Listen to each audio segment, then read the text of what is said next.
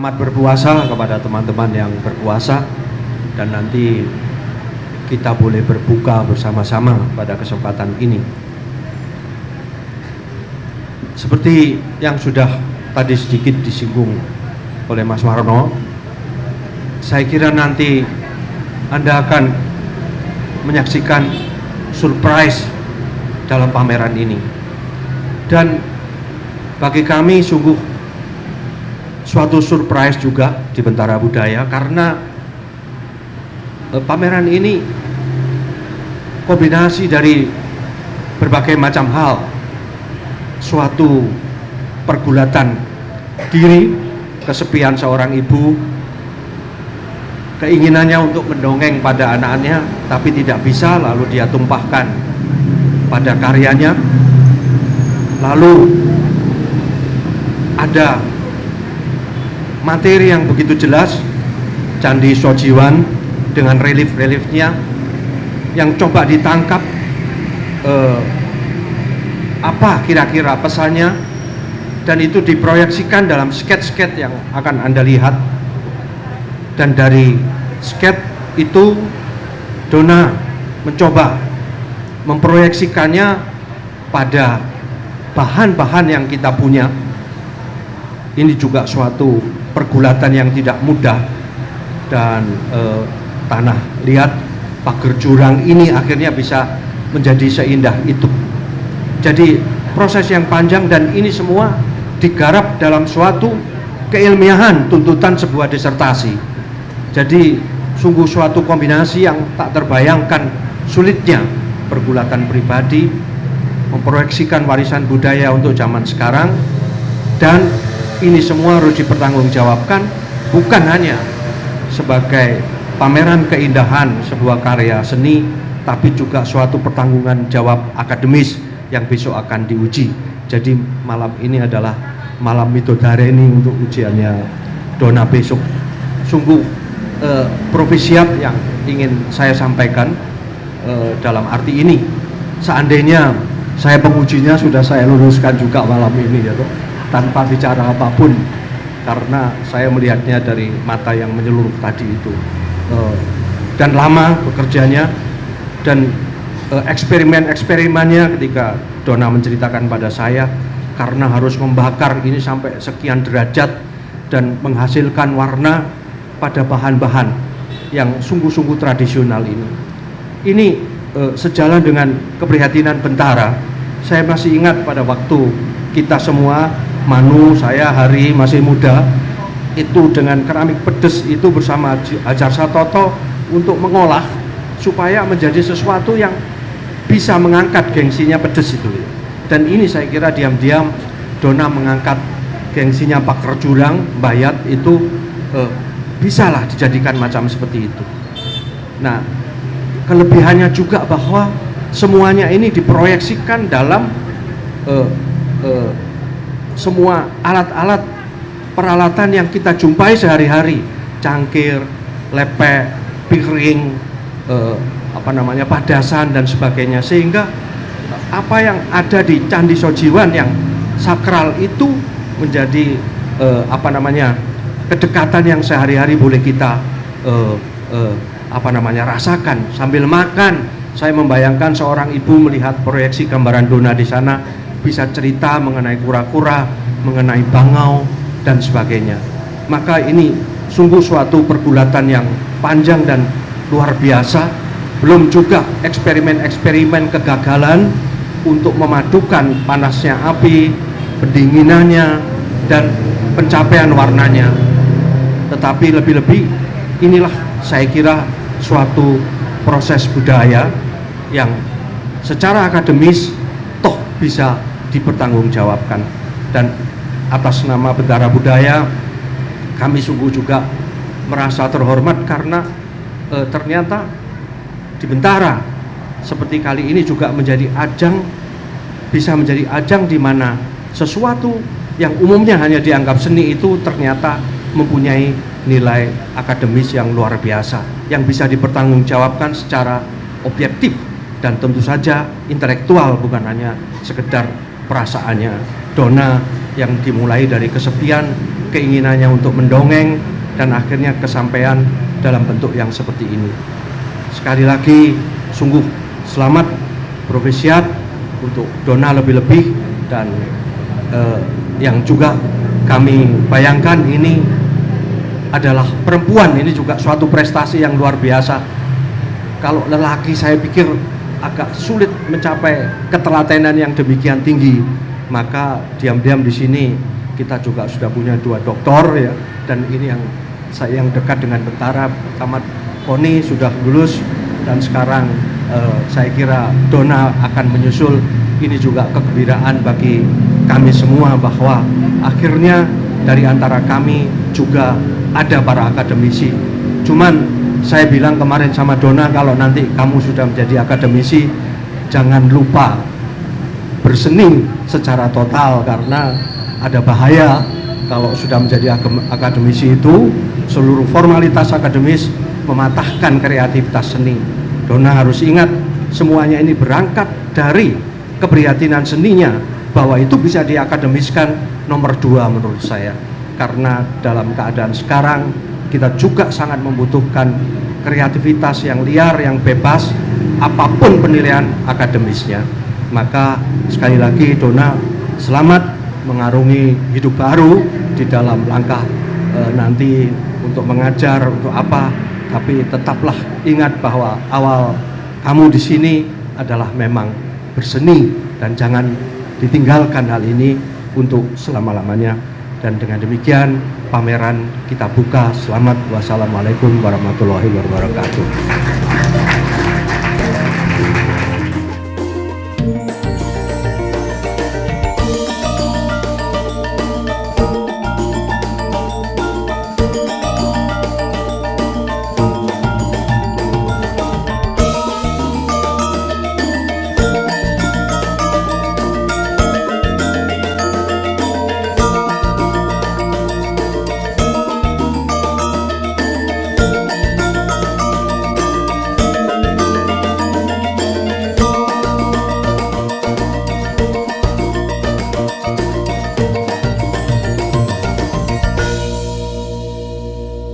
Nama saya Donna Prawita Arisuta. Saya mengajar di Fakultas Seni Rupa dan Desain Universitas 11 Maret Surakarta.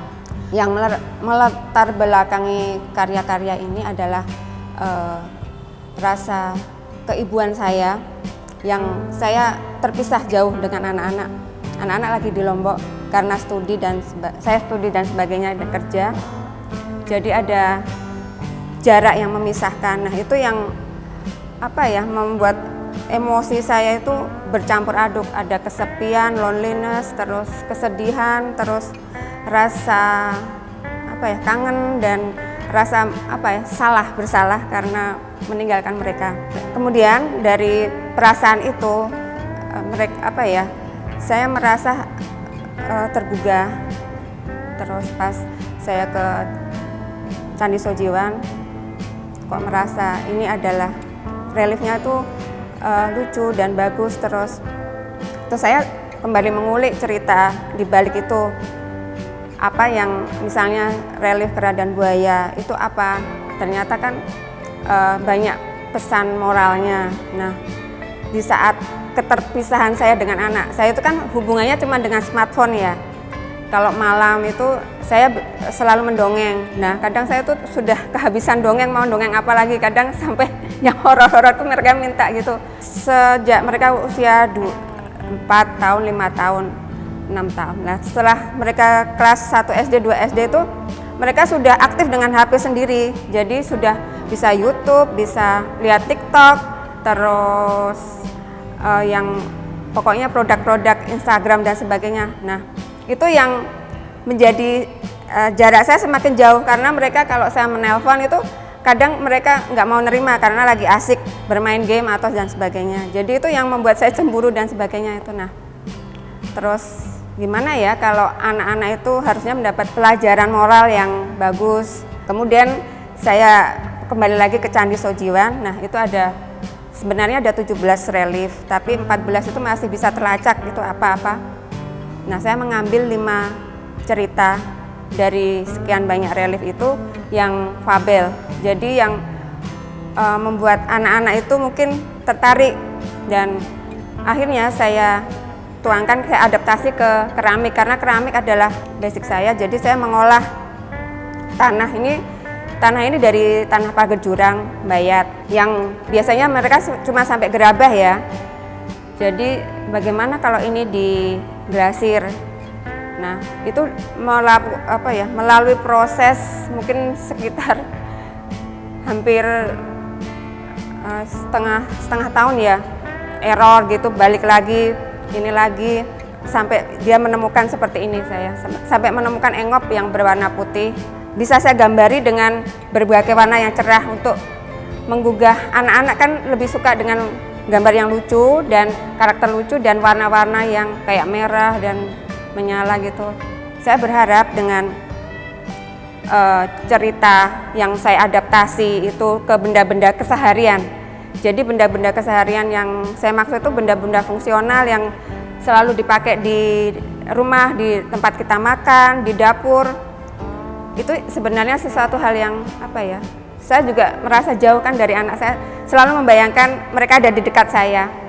Yaitu saya jadi membuat benda keseharian. Jadi saya merasa intim dengan mereka, dengan anak-anak saya, kembar anak saya. Alih wahanakan dari relief itu ke media keramik keseharian.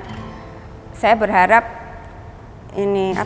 hubungan antara keluarga-keluarga yang kurang harmonis, misalnya anaknya yang sibuk sendiri gitu, ibu mulai bercerita tentang Candi Sojiwan.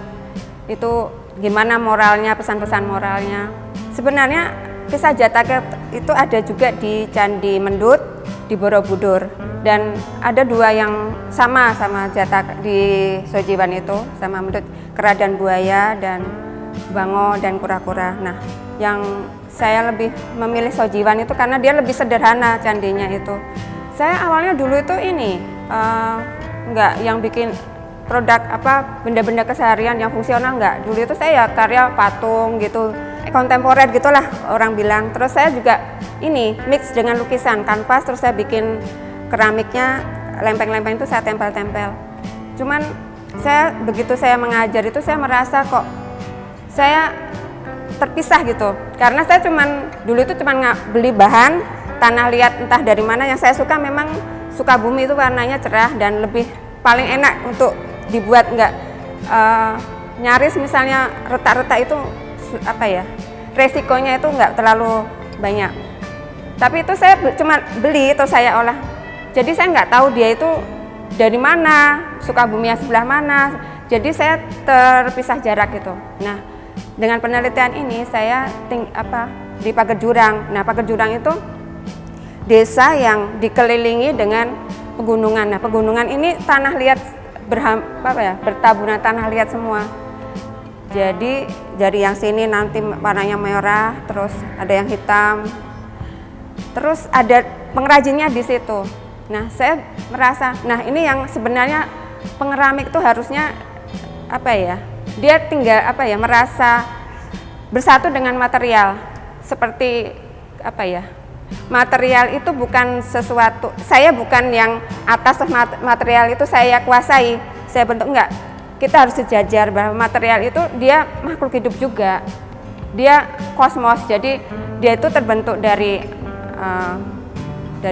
maksudnya dari batu-batuan yang lama, terus kena air, terus mengalir, akhirnya jadi halus dan bisa jadi tanah liat. Itu mulai proses yang sangat panjang, dari batu yang keras, kena air hujan, terus mengalir, kemudian sampai yang misalnya di pegunungan itu yang tempat dipakai Pager Jurang itu ditemukan bisa sebagai tanah yang liat.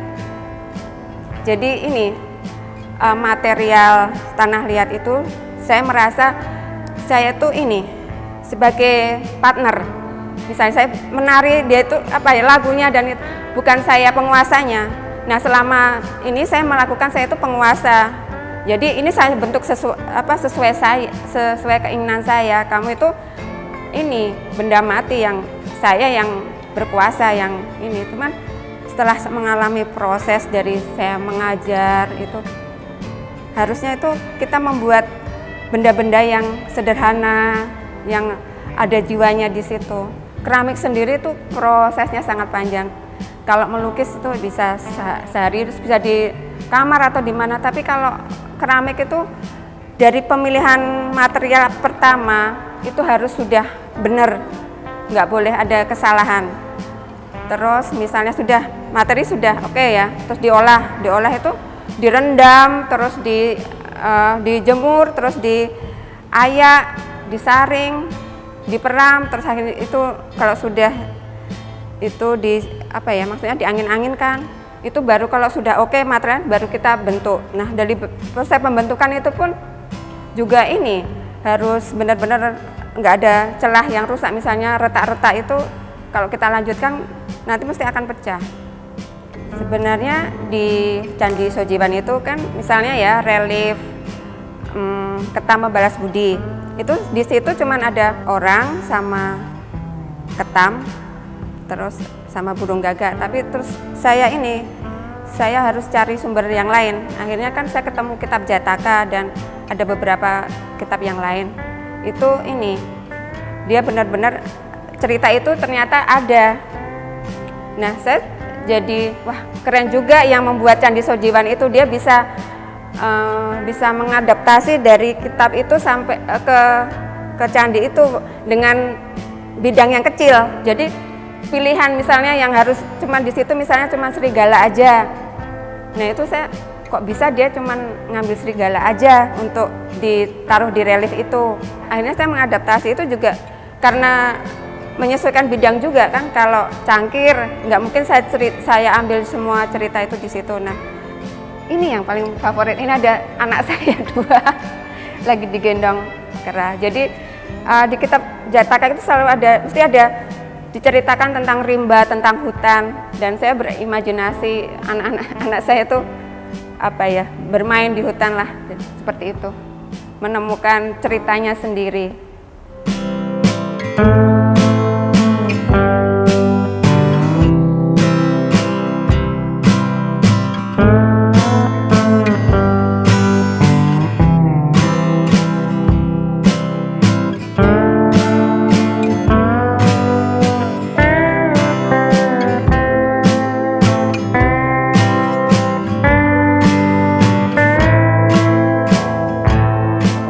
Dona itu sejak S1 ya di Fakultas Seni Rupa ISI Jakarta, dan saya pikir dia sangat intens untuk mencari dan mengeksplorasi keramik ini, terutama yang berbahan lokal, dan sehingga karakternya juga karakter lokal yang dipadu dengan teknologi pembakaran yang cukup standar gitu ya, sehingga karya-karyanya ya bagus, bernuansa lokal. Dan kebetulan saya lihat di sini sumber inspirasinya dari lokal pula, dari pertanian, dari kacang.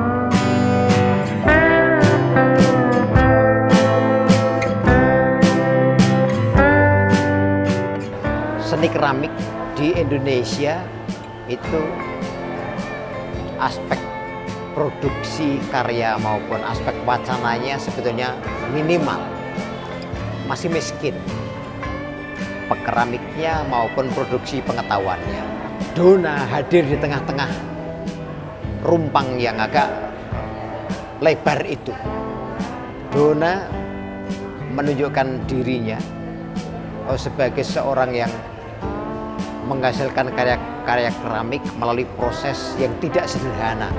Ada pengalaman psikologis, saya kira sudah banyak diceritakan oleh yang lain, bagaimana dia merindukan kedua anak putri kembarnya yang jauh karena dia harus menempuh studi, bagaimana dia mengamati teknologi informasi yang merampas hidup anak-anak hari ini. Nah, dari situ Dena melakukan riset yang dipicu oleh relief Candi Sojiwan. Nah, keramik Dona saya kira mengisi kekosongan yang luas itu dalam seni keramik di Indonesia. Yang bagi saya sangat menarik adalah pilihannya melalui benda-benda keseharian. sebuah intimitas yang luar biasa. Keramik yang lain barangkali bisa diproduksi menjadi sesuatu yang agung, yang canggih, yang posisinya tidak bisa disentuh. Dona menciptakan tidak di situ. Dona menciptakan melalui benda sehari-hari yang boleh dipegang, yang boleh diangkat untuk tempat sesuatu, untuk makan, untuk minum, untuk menyeduh teh, dan seterusnya, untuk bercermin bahkan.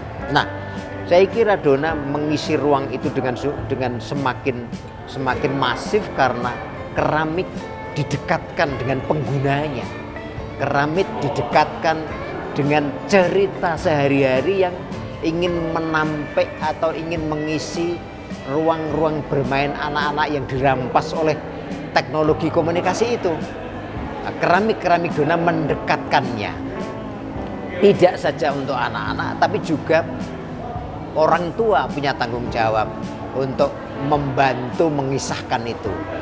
Alhasil dalam pandangan saya, keramik-keramik Dona diciptakan dengan menubuh tubuh Dona, jiwa Dona masuk di dalamnya. Karena itu menjadi karya-karya yang begitu intim.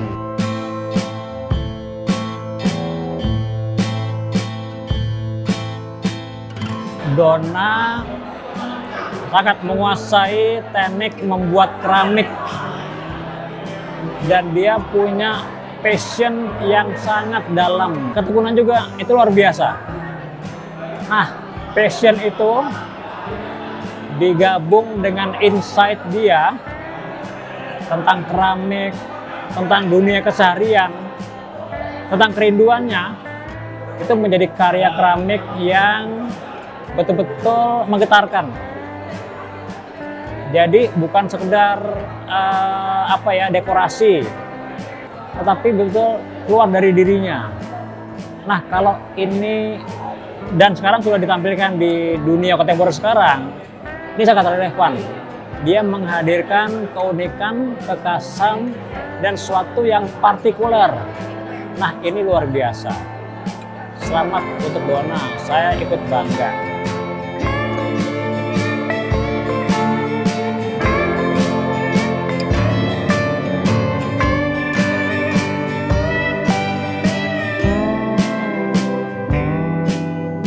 Saya dari Sulawesi Selatan, tepatnya di Selayar. Saya datang ke Jogja itu residensi di IFAA. Setelah itu saya melihat pameran ini dengan tema yang mengangkat relief candi, di mana pesannya saya menyimpulkan bahwa seorang ibu itu lagi rindu akan kehangatan rumah tangganya, sehingga mereka tuangkan di relief-relief di media-media keseharian rumah tangga. Jadi seperti itu, pameran ini bagi saya pameran yang sangat berkesan, terutama saya pribadi. Terima kasih.